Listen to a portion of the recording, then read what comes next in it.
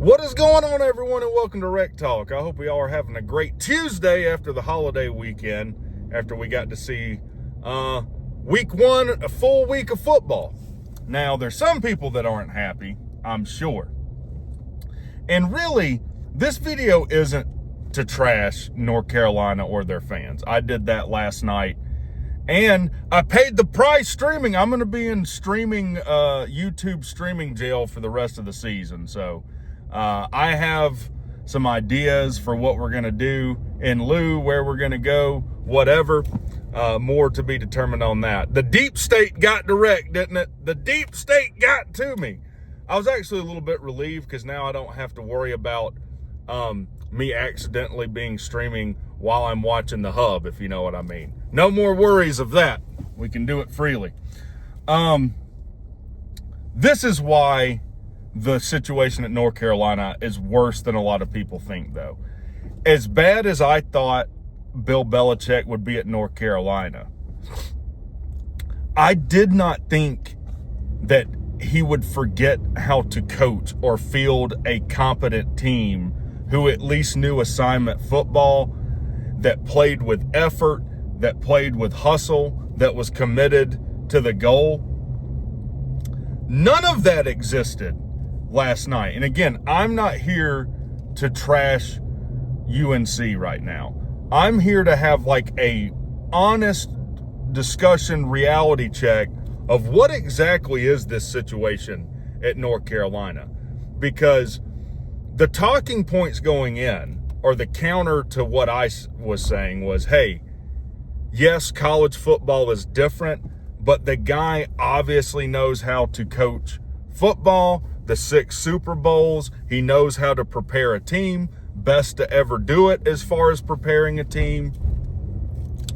So not even I expected that Bill in week one would field a team that honestly was indistinguishable from a Jeff Collins head coach team. I think the reason last night, and I was on an epic rant before my stream got taken down, the reason it triggered me so is because that the way that team looked was all too familiar to me. Missing assignments, blown coverages, no effort, no toughness, zero toughness or physicality. So how do we explain Bill from New England, which is the last time we saw him coach? Now, he was on a major decline after Tom left, but the Bill from New England to now.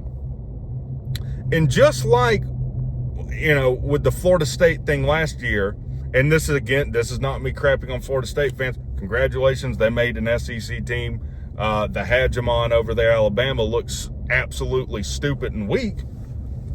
But I legitimately thought, hey, all this off-the-field distraction nonsense with them, I don't think, at a minimum, it doesn't help you as far as what's going on the field. And I thought it would be a detriment. Now, how many of the 10 losses were because of the off-season stuff and all the losses? I don't know. More than one, though, I do believe. That's my opinion. Leading into this, the Jordan Hudson stuff, it's not a big deal. Doesn't have anything to do with football. They're going to be, ready to play and whatnot.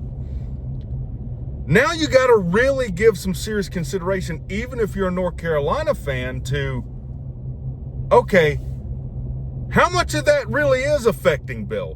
Because if she can convince the guy to make her CEO of Bill Belichick Productions, being CC'd and sending emails from a North Carolina email, so seeing internal documents and internal emails, buying $8 million of real estate for, trot around the spring game and whatever dress, like it makes you wonder how much of that is affecting Bill. Because how do you explain that? I didn't even see this TCU game outcome coming. I didn't even see that. And no one sees better into the future of North Carolina than Rec Talk does. I think we can all agree on that. I'm not even happy to do this anymore. I legitimately do feel bad for North Carolina because this hire had to work for them. Everyone in the ACC is scrambling around. You got this date of 2030 coming up. You're trying to realign. You're trying to get in position for realignment. And the North Carolina fan will probably say, well, we're some favored child no matter what. Again, this doesn't help you, though. You've sold out all your home games. And if this doesn't change starkly what we saw in week 1, you're going to have half the people show up to the games. There's probably going to be a mass sell-off. You're going to have other fan bases sitting in half the seats in your stadium. I mean, this is bad. This is bad. And Bill was supposed to be, he's supposed to be a defensive guru. And it appeared he was in the NFL. That was the worst part of the game last night. 41 unanswered points. 41 unanswered points. Now, you might be saying, well, it's just one game. Bill can get it straightened out. Here's the thing, though. All bad losses aren't the same.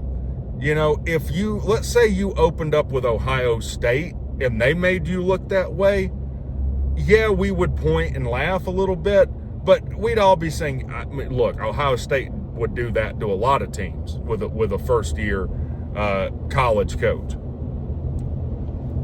TCU is not some world beater, and that I see a lot of people saying, look, it's a talent issue, it's not a coaching issue.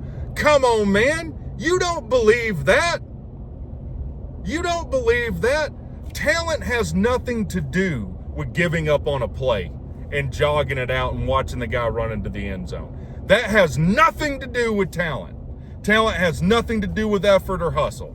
Talent has nothing to do with knowing what your assignment in any play is.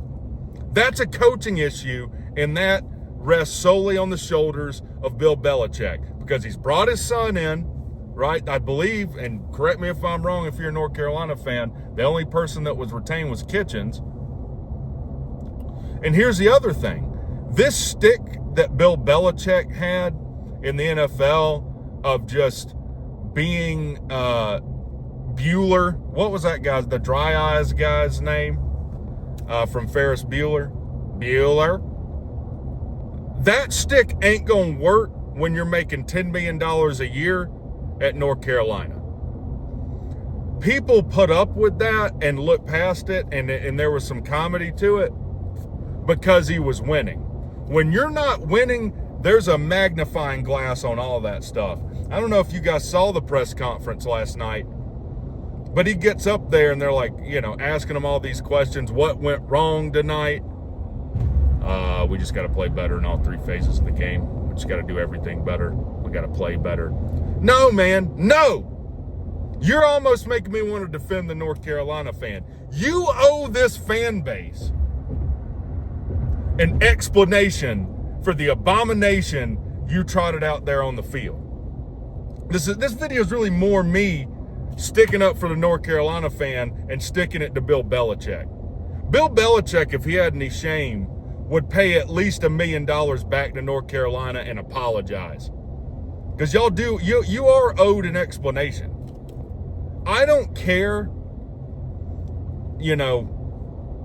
what you think about North Carolina's talent. I bet if you looked at the PFFs, they're more talented than TCU, first of all. But there's no explanation for what we saw. Special teams, Nightmare couldn't block. I didn't think a team could look any worse than Alabama yesterday. Congratulations, Bill. And Bill set a record. Last year, Jeff Collins sets a record, 70 points given up to James Madison. I think this is the biggest margin of victory or margin of loss, if from the North Carolina perspective, in North Carolina history. That's why it's worse than you think. It's not just you lost a game. Damn, my camera's shaking. It's not just you lost a game. It's a historic loss, and you're paying a coach more than you've ever paid him in history, in the most important time in the history of your school to win and put your brand out there. So again, I do think the Jordan Hudson stuff has something to do with this. I do think she's got his head so twisted and turned around, and there's no telling the dysfunction we don't know about yet behind the scenes with her. Of the stuff we do know, it's awful. You know, they were going to do, what was it, basically the Hard Knocks at North Carolina. That didn't happen for one reason and one reason only, and it's because of Jordan Hudson. She's now patenting the term gold digger, or getting a trademark on the term gold digger, because she wants to sell jewelry. If this continues, all that is going to be magnified, and it already is. It already is. So, again, on some level, I feel bad for North Carolina. Again, even I didn't see this being this bad. And if you are a North Carolina fan, I mean, how do you feel about this? Because if I was a North Carolina fan, I mean, I'd be ready to fire this guy for cause with all this Jordan Hudson stuff. It's not going to happen. I mean, you got to pay him. To fire him this year, you'd have to pay him 100% of his contract, don't you? You have to pay him all of the $50 million. So, from what you're saying, you don't have the money to do that. From what I hear from the North Carolina guy. So, let me know what you guys think in the comments. Pour a little out for your boy Rec being in YouTube streaming jail. I'll talk to you guys later.